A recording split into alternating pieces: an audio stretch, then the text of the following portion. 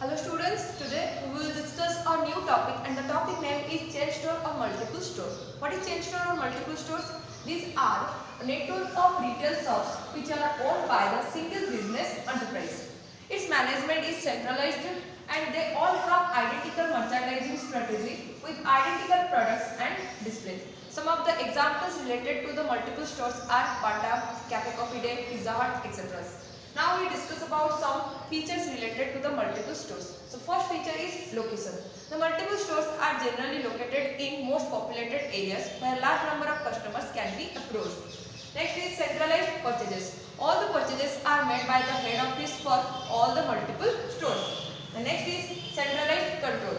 All the stores are controlled by the head office. The branch manager is responsible for all the retail shop. He sent daily basis a report to the head office regarding to the cash deposit, sales, stock of requirement, etc.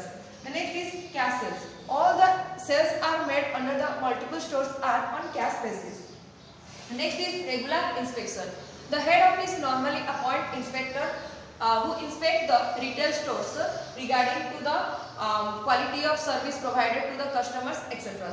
The next is prices. Goods are sold at all the stores at a centrally fixed prices. The next is window dressing. All the stores are decorated in the same setting and style. So these are some of the features and the concept of chain store or multiple stores. Now we discuss about some advantages related to the chain store or multiple store. First advantages is economies of scale. Multiple store enjoys the economies of scale as the goods are purchased or produced in bulk. The next is elimination of middlemen. Here the multiple store directly contact with the manufacturer. That means they purchase goods from the manufacturer and sell to the ultimate consumer. The next is no better. As we know that the multiple store are based on, all the sales are based on cash basis, so there is no fear of better. Next is transfer of goods. Here if there is any shortage of the goods at one branch, that can be made through transfer of the goods from other branches operating in the same city. Next is diffusion of risk. The loss incurred by one shop can easily be absorbed by the profit made in other shop. Next is low cost. The multiple store operate in low cost as it eliminates the middleman.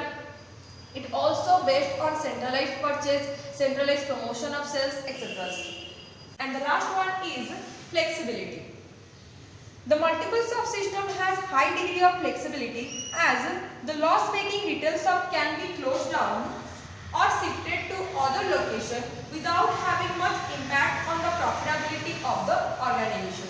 So these are some of the advantages related to the, discuss about some disadvantages related to the multiple stores. First disadvantage is limited selection of goods. Consumers get only a limited choice of goods. They do not sell products of other manufacturers. Next is lack of initiative. The branch manager do not enjoy any discretion. Lack of personal touch, difficult to change in demand, and no credit facility. As the multiple store based on all the sales are made on the cash basis, so here there is no credit facility which discourages certain class of customers. So these are some of the disadvantages related to the multiple or chain stores. Now we discuss about a new topic, that is mail order houses. Mail order houses represents that the form of retailing in which the business transactions are conducted through postal communication without any personal contact with the buyers.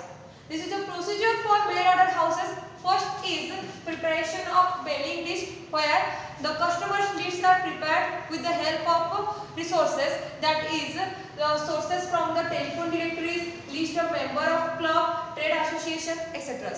The next procedure or the next step is approach to customers. Here the seller approaches the buyer through the advertisement in newspaper, magazine, circular, etc. And the advertisement is related to the information about the product like their features, price, delivery terms, etc. The next is receiving orders. Here the order received are entered in the order received book, and basically orders are received by post.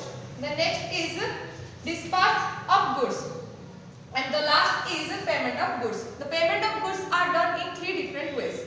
There may be first is customers may be asked to make full payment in advance. Second is goods may be sent by the VPP, that is value payable post, and the last one is goods may be sent through a bank. So this is the procedure of mail order house. Now we discuss about some advantages related to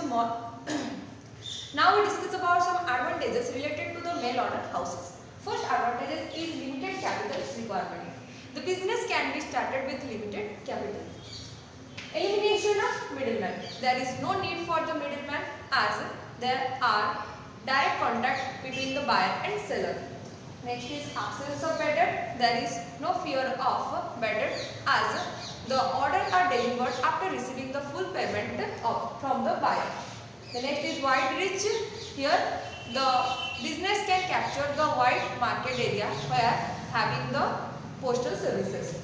The last is convenience. This is convenient for the customers.